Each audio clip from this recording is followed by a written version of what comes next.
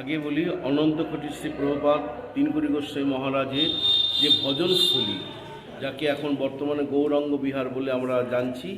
এবং যা সমাধি মন্দির নামে খ্যাত, সেখানে বিরাট এক শিব তৈরি হয়েছেন এবং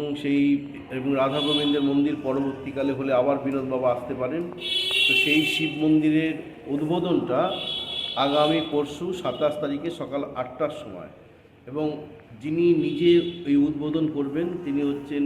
বর্ষানা থেকে আগত প্রভুপাদ তিনকুরি গোস্বামীর শিষ্য 108 বিনোদ বিহারী দাস বাবাজি মহারাজ, এবং উনি নিজে আর আমাদের পৌরসভার পৌরপতি বিমান কৃষ্ণ শাহ উনিও থাকবেন, উদ্বোধন হবে